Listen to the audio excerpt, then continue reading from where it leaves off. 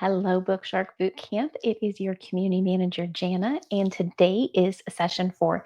Can you believe that we are just about halfway done with the bootcamp already? This is exactly how fast your school year is going to go. Now, some days it's going to feel like it is dragging along. The days may sometimes be long, but I will tell you the weeks and the months will fly by. It is already July 23rd. Hopefully, you're starting to get your boxes show up at your houses. You're remembering to take pictures of your BookShark boot camp. Sorry, I always get that mixed up. BookShark box shock. I'll get that right. Too many B's. Taking pictures of your unboxing and seeing the excitement of your kids' faces and remembering why you chose to homeschool as you are organizing your IGs, your instructor's guides, and getting your books organized. And for those of you who that just actually seems incredibly anxious ridden, do not do that.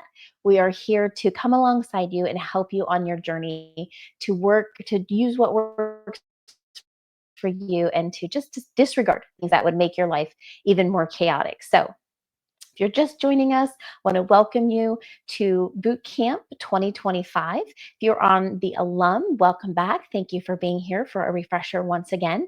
We will continue the weekly live sessions on Wednesday and then move to monthly live sessions come September. So we have about 4 to 5 more weeks of boot camp weekly videos, and then we'll move to monthly.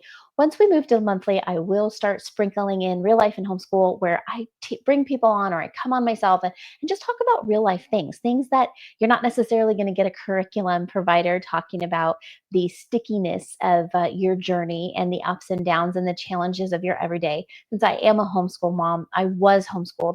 I feel very prepared to talk about some of those things. And I like to share stories from my own homeschool experience as well as with my kids.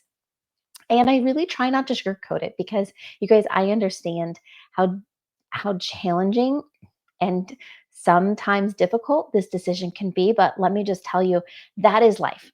Whether you choose to educate at home, you educate outside of your home, you live in one part of the country, you live in another part of the country, life just has its challenges. But the beauty of being able to have the freedom to overcome those challenges in creative ways is what makes me so excited about homeschooling, about helping the next generation become critical thinkers, of walking alongside you in your journey, and just encouraging you that if this is what you chose for a reason, and your reason, whatever it is going to help you get through those tough days. So, enough about that. We are going to talk about organizing your homeschool year. Okay, so I kind of geek out about this one way more than organizing the books with colored tabs and weeks where you pull out your books, only because that was never my thing. I'm so grateful for those of you who really enjoyed that session and posted some pictures of your books and your organization. Yay! I more geek out about the calendar. And I don't know if it's because I live literally by my calendar. I'm actually in Arizona right now. We just wrapped up an event in Phoenix, and I am headed to Rockland, California tomorrow. So I'm on the road quite a bit, and I really live by my calendar. So the digital calendar that most of us are used to on our phones is a great resource. But what I like to do when I'm setting up my homeschool year is to slow down and kind of bring it back to old school. So if you've had a chance to look at the PDF that I attached to this session, you will see that I have created a paper calendar. Now, I don't even have a printer in my house. I don't know about you guys. So I literally have to go to the library to print things, which just cracks me up in this day and age. But I rarely have to print things. I will tell you that if you take the time to get this printed, it really can help ease you into the thought of the next 36 weeks. Now, each of the months that I put on the calendar, I made sure to mark like when we were going to have our lives, either weekly or monthly, when we were going to have our Q&As. I also tried to remember to put on the major US holidays. And if I missed one or there's something that you think should be on there, please let me know. I did not hit all of them. There was no rhyme or reason if I did forget one. So please just know I did the best that I could with what I had.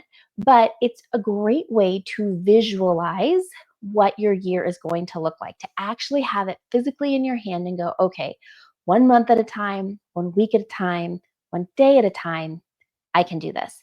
And again, that just might be how it works for me. If I start to feel a little anxious about things that are coming up, grab my phone, I look at my calendar, I look at day by day, activity by activity, and I'm like, okay, one thing at a time, I can do this. So I do feel like that paper calendar, printing it out, just a one-time print, is really important to kind of like get your vision board, right? I'm not a Pinterest gal. I do not have any boards with great dreams or imaginative things, but I do like the idea of having a roadmap of what my year is going to look like. So when you print that out, or if you have your own digital type of calendar to use, whatever works best for you. We created it Monday to Sunday because typically a school week in a traditional sense, and definitely if you're non-traditional, you switch it around and do what works for you. We always schooled Monday, Tuesday, Wednesday. Well, all right, I'll say it like this. We co-opt, started on Thursday, then we switched to Tuesday, then we went back to Thursday. So sometimes we would do Monday, half day Wednesday, because we had another activity that we did on Wednesday, co-op Thursday, and then school on Friday. Now, um, so we only give you 4 days a week. You can choose to do 5 days a week and start day one of your next week on Friday. If you've opened up your IG and you're getting familiar with it, you can see we don't put dates on things. So if you want to school 5 days a week for a certain amount of time so that you have time off. I mean, you just have so much flexibility with this. So the paper calendar is really just to help you guys get an idea of what your year is going to look like. So Bookshark gives you 36 weeks, 4 days a week. If you do the math, which I've done it before, it's 144 book days. That fifth day in the week is left open for you to do co-ops, sports, electives, have a 3 day weekend, whatever it looks like for you. So I always like to start my week on Monday, and I'm a recovering type A personality. So I did try to stay within my Monday to Sunday week just to keep things organized in my mind. But again, total flexibility. You guys can really play with that. But I will put some notes in this post so that you guys can see what I'm talking about. But a great way to start, print your calendar, get your start date. What day are you going to start school on? Grab some pencils or erasable pens so that you can adjust as needed, but maybe pick a date or a week where you're like, okay, this is when we're going to start. And maybe you've already started. If you started, please take some pictures for yourself. Share them with us if you want, but I really encourage you take that first day picture because I feel like we get really excited and we forget that part as homeschool parents. So first day pictures, don't forget. I will remind you as well, kind of in September when most of us around the nation kind of start school. Pick your first day of school. From there, start counting out your 36 weeks of school. And to do that, I want you to think about when your family does vacation. Jana, why are you talking about vacation? We haven't even started school yet. I know, but let me tell you, it is just scientifically proven that if you have something to work towards where you're going to have a break, you get excited, you build anticipation, and it's just a great way to make sure you prioritize taking breaks. So if it's not necessarily a vacation, but wouldn't a vacation be nice? It's really hot here in Arizona, so I'm thinking maybe a vacation in the mountains would be really nice right about now to be able to sit out in the cool breeze. But take a minute and just think about what vacation or break looks like for you. Is it around the holidays? Do you have big get togethers? Do you celebrate Christmas, Hanukkah, Kwanzaa? Do you take a full week off at Thanksgiving or just the 3 days or just the 2 days? Be realistic, okay? We have plenty of time to get through this curriculum. So, to just get an idea of when you're going to take those breaks in the beginning sets you up for success later on. So, you have 36 weeks, you have a start date or at least a start week, and then you're going to count out and say what your 36 weeks are going to be.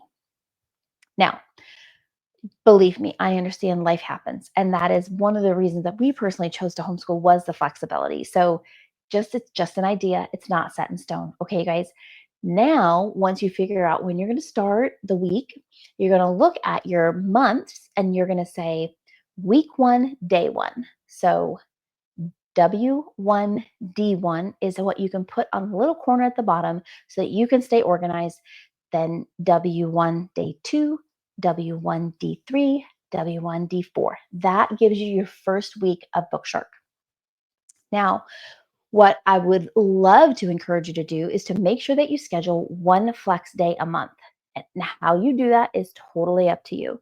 Now, you might say, I don't need a flex day because I already have that fifth day a week that I have off. That's fine. But let me tell you, things happen. Kids get sick, doctor's appointments get scheduled, the dentist calls, they can get you in today. I mean, your best friend shows up at your doorstep and has an exciting day planned. You want to be able to be flexible. So instead of having to erase all of those W's and D's, build in a flex day so that you can catch up, catch your breath, not feel like you've gotten too far behind.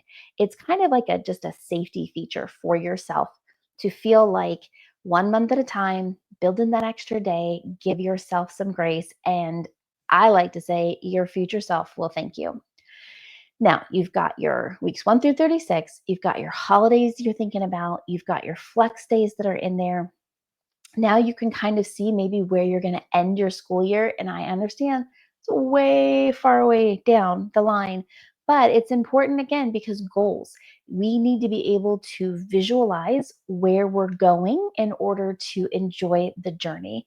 So get an idea of when your first day or first week is going to start. Then you count out the 36 to include your breaks so that you get another idea of when you're going to end. It's a great way to be able to think about next year's summer break. I know it's like, Jana, we're not even finished with this year's summer break. I get it. But just like in business, you are constantly looking forward, just like when you're taking a trip, you've got to know your destination. You've got to know where you're headed. And yes, when you put it into Apple or Google Maps, it will give you a couple different ways that you can get there, but at least you know where you're going to end. And that is why I think it is really important to print out this calendar or download it into a digital form, 3-hole punch it and put it in each in its place for when you pull out your weeks at a time. It's just going to be a great resource to keep you on track. So I'm going to look at my notes and make sure that we covered all of the things. Oh, just really quick, also want to talk about the field trips. If you are looking through your scope and sequence and kind of matching up like things you're going to go over and field trips that might work in your area for those weeks, you want to make sure you kind of pop those in. And I will say, if you are doing weekly co-ops, monthly co-ops, if you are going to take some field trips, I would strongly advise you to not schedule that the same day as school. I think that we all think, oh, well, we can do it. It wasn't the full day. We can come home and get some stuff, or we can get through some things before we head out the door. And while that is very true, I have found over the years that it kind of takes the fun away from my kids because they feel like in order to have fun, they have to scramble and do a lot of work either before or after. And it is exhausting. And it's it's not worth it. I'm telling you, it's just not worth it. You'll find time to get those other things in. There'll be, weeks, days and weeks when you can't go outside or the weather's not cooperative and you can get an extra day done. Do not try to jam it all in one day. It just doesn't make for a lot of fun. So, all right. Your homework, print and then fill out, give us a start date, download if you are going to do it digitally, and just have a place where it sits. It has a home, and you can mess with it a little bit, and then just post. Let us know what week or day you think you're going to start your homeschool. You can tell us an exciting field trip that maybe you think will work on a certain week in the level that you're doing. But we love to hear the different ways that you guys are tweaking the calendar to make it work for you. I'm going to post the Q&A so that if you guys have questions from this session, you can ask me. If you're watching this on YouTube and you want to get a copy of the PDF to download and print the calendar, email main@bookshark.com and we'll make sure to get that to you. And I look forward to seeing what you guys do creatively and post for your homework. I hope you guys have a great weekend. I will be in Rockland, California, visiting the NorCal homeschool families. And then I will be back with you on Monday to go over Q&A. Thank you guys so much. Bye-bye.